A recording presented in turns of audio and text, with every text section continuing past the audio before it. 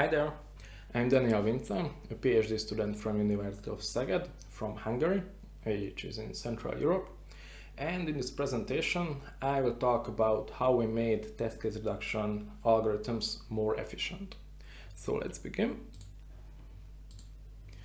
The title of the paper is Cache Optimizations for Test Case Reduction, which is joint work with Ákos, who is my PhD supervisor. As for outline, I will talk about motivation, why we need test case reduction, what is the input, what is the output, then how we achieve smaller outputs at the end. And then I will talk about what is the novelty in this paper with some results. And at the end, I will conclude my talk with a summary. So we are fuzzing some software, which means that we are randomly generating inputs and hope the worst. We expect segmentation faults, other types of crashes, some exceptions thrown. So we are generating some kind of input which is valid, but the software cannot handle it. And when we found an input, then we can submit a bug report, for example on GitHub or Bugzilla or other places, and that kind of bug report must contain an input with this input crashed the program, with which version, what was the output, what I expected, maybe a backtrace. So these things we need to have to contribute to that software development cycle. So there is an example, a JavaScript input. We are fuzzing the JavaScript engine as an open source. So for example, if we have found the bug which is triggered by this input, then we can submit a bug report with that input. But as you can see, this input is not so small. So if a developer have to fix it, then he or she has to find the exact statements or lines that produces that behavior, which is not a fast thing. And as we know, software engineers aren't the cheapest labor in the world. So we have to think about it automatically. So in this slide, you can see a minimal input which contains 3 lines, which might have handleable with software engineers. There is an output, what happened, there is the backtrace, that I got this backtrace, so please fix this issue. And it's much lighter than the previous one. So as the motivation, we have to automatize this reduction process.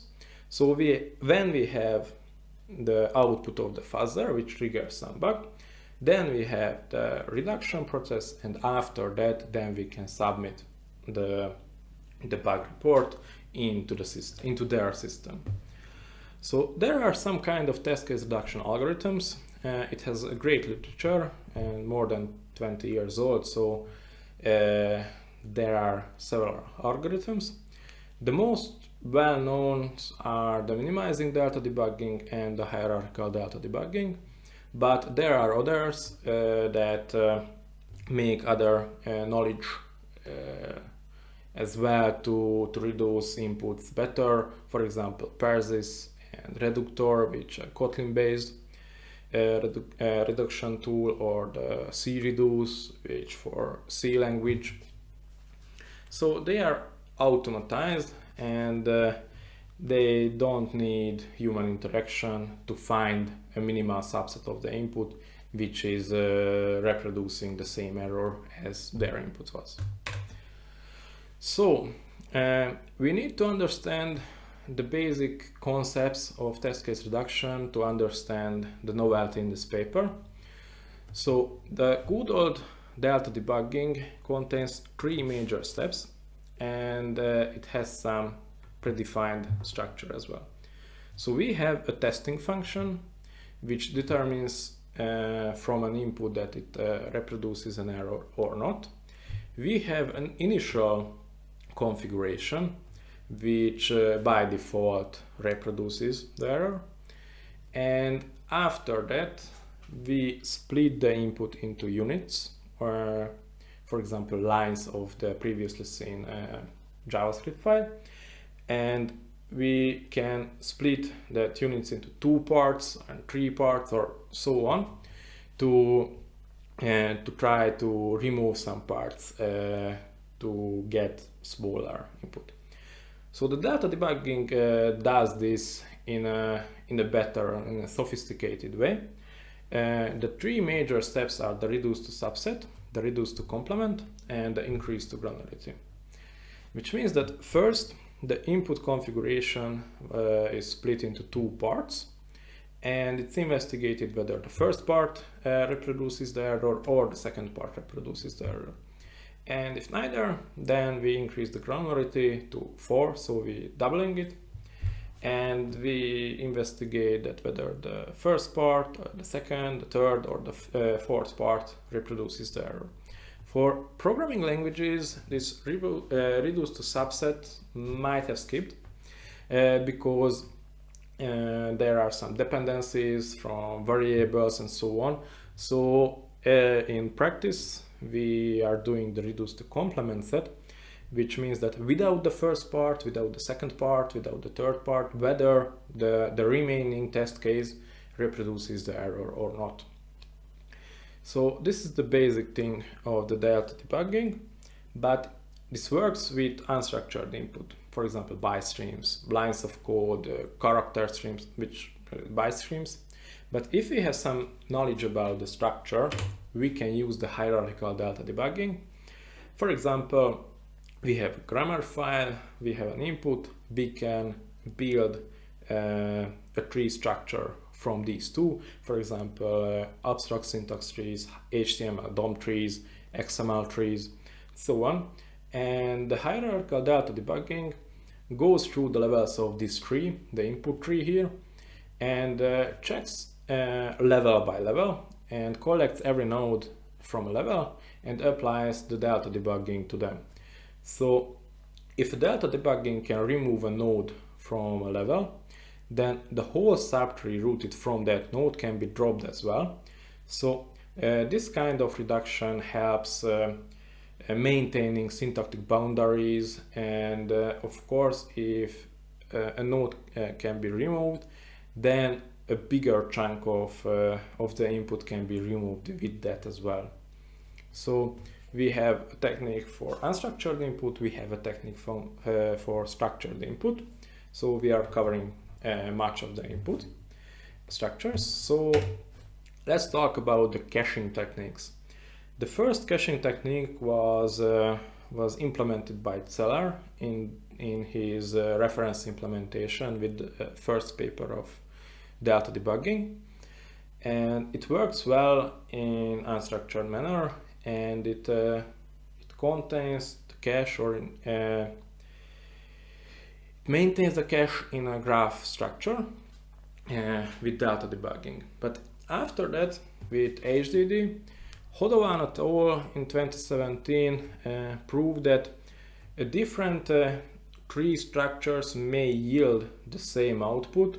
So they proposed the content-based cache, which is about serializing the input tree and storing the result in the cache. So they avoided retesting different configurations with the same serialized output. And there is another technique which was proposed by Stepanov et al., which was about hashing the whole AST et al. Into a hash, and they store that hash with the output of the Oracle to store some information about the process. Okay, there is no such thing that clearing cache or limiting the size of the cache only additions are defined here. So the cache can grow until it reaches the physical memory of the workstation, which runs the algorithm. And there are of course some techniques to manage the cache size. For example, the LRU, which is the least recently used technique, which can be seen in operating systems, in browsers and so on. So it's not new, but they would bring additional testing steps here, because if the cache may contain 5 megabytes, then the least recently used technique drop off content from it, and maybe the algorithm would use that content again further in the reduction process. So we do not want them. We want to exploit the structure of the algorithm and do such things that don't violate the algorithm's core principles. So there is an example. There is a number sequence from 1 to 4 to 5, and we want to have the 2 and the 4 at the end. Here is the configuration, and at the first step we split that configuration into 2 parts. For example, here we check that the first part reproduces or contains these 2 numbers. No. Then the second part contains these 2 numbers. So no. So now we need to increase the granularity to 3. So for example, here and here is the splitting. So 1, 2 is one configuration, the 3 and the remaining part. So let's check that without these parts, no 2 and 4. So without the 3, there is 2. So it's considered successful reduction step. So we start again from these, and we check that without the 2, we don't get back to the 2 splitting. So we are doing things only forward. So without the 1, there is another match. So we can go forward with these 3 numbers, and there is a success here. This is the minimal configuration that contains the 2 and 4 numbers, but the algorithm doesn't know it, so it continues the reduction process. No success, no success. So here is the end, and there is a minimal configuration that reproduces the error or contains these 2 numbers. So the observation is that from this example, that after following configuration is found, then its subsets would be reduced further. So for example, when we found 3 numbers, then from that 3 numbers we can drop out things and check whether they contain the 2 and 4 or not. But there might be or there wouldn't be things that we check whether the 3 contains. So we don't go back from here to a bigger parts. So formalize that if we found a configuration that reproduces an error, which is some kind of, it has some kind of size, then each and every configuration that is bigger than that is out of the search space. So, and another observation from that is only passing configurations can be retrieved from the cache. Why? Because if a configuration is falling, then it would be split into subsets. But if smaller configuration would fail before, then we wouldn't be in that situation or that state. So we can be sure that if a cache hit was okay, then the cache contains only passing configuration. So the proposal 1 from this paper was to store entries in the cache with passing outcome only. And there is the formalization, there is insert to cache and serialize, which I talked before. And from this we can save some space from the memory allocations. And after that, the second proposal is when a new failing configuration is found, then we can evict or delete cache entries from the memory that are bigger than the currently found configuration.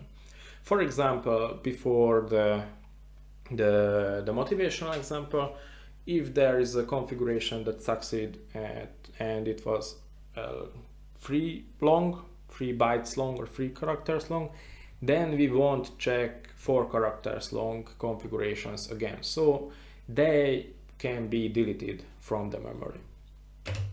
And the proposal 3, and that each test case has its own transferred form. So each test case in the cache are different sized, which might be not the best case for cache lookups, because or the compiler optimizations. So if we can reach somehow that the cache keys are fixed length, then the lookups will be a bit quicker. And the other reason for this is that at the beginning of the reduction there are bigger chunks, bigger configurations that are stored, but after that there are much smaller configurations which are tested. So we can unify these things with a transformation function which have to be a B action. So each test case has its own transferred form, and each transformed element corresponds to exactly one test case, and unpaired elements are forbidden. And from practical perspective, it's not possible, of course, since an infinite set would have to be mapped to a finite set, for example, for 10 bytes or 100 bytes long key. So a large enough M here should be chosen, and the 3-table transform function should be chosen to accomplish this proposal. And after that, we can be sure that each and every key in the cache is unique and are the same length. So to evaluate these proposals, we made the Pizzire and the Pizzireni pair of programs to use. These are Python implementations of the delta debugging and the hierarchical delta debugging algorithms. They are open source, and these are the GitHub links. They goes under Renata Odovan's name. And for transformation function, we use the SAJ 256, which is used in cryptography, so we thought it would fit for our purpose as well. And for test data, we used fuzzer generated inputs from 2 benchmarks. One of them is the JavaScript reduction test suite, which contains JavaScript files, and the other is the Perses test suite, which contains C and C++ files that crash the Clang and the GCC compiler, and the JavaScript files crashed the JavaScript engine. So we got 3 research questions to evaluate. The first is how efficient are the state-of-the-art caching techniques for test case reduction. For the DD-min, the determined outcome of its configurations via cache is 3% of the cases. For the ADD, it's better. Testing of 21% of configurations could be avoided with cache. But the bad thing is that the caching solution didn't scale well for either algorithms. For example, for our benchmark programs, the DD-min consumed up to 50 megabytes of memory for reduce a 4 kilobyte sized input. and HDD required 4 gigs of RAM to reduce 0.44 megabyte size test in the worst case. So you can see in these figures that the curve is going up. There is a kilobyte size, for example, here is a 4 kilobyte size input, and we had to consume 50 megabytes of RAM to reduce it. And the worst case here is for the HDD. This is only for the Delta debugging and for the GRTS, the JavaScript test suite, and this is for Persis test suite and JavaScript test suite with hierarchical data debugging. And there are some quite nice or large numbers, up to 3 and 4 gigs of RAM needed to accomplish the reduction. And this is with content cache. The second research question was about, can we modify somehow the caching solutions without compromising the efficiency of the reduction to be better? And we get the 3 proposals to it, so I talked about them before. And third research question, that what are the effects of the optimizations in DDMIN and HDD? The Delta debugging consumed 96% less memory than before, than the baseline, which is quite outstanding, and the HDD consumed 85% less memory. However, for HDD, the size of this, or the difference, was dependent on the size of the input, because on the smaller test the average improvement was nearly 60%, and for the bigger improvements it was 99%. So it really depends on the input. So the overall improvements, in the paper you can see progressing improvements, that the proposal 1 was compared to the baseline, the proposal 2 was compared to proposal 1, so on. These are the combined or overall improvements with the 3 proposals. So we had only 4% of the initial memory requirements to accomplish the reduction, and with HDD it only 15% needed. Okay, for the acknowledgement, this research was supported by the project TKP 2021 NV09, which was provided by the Ministry of Innovation and Technology of Hungary. And especially I was supported by the UNKP 22.3 STA 469, new National Excellence Program of the Ministry for Culture and Innovation. So we are thankful for the support.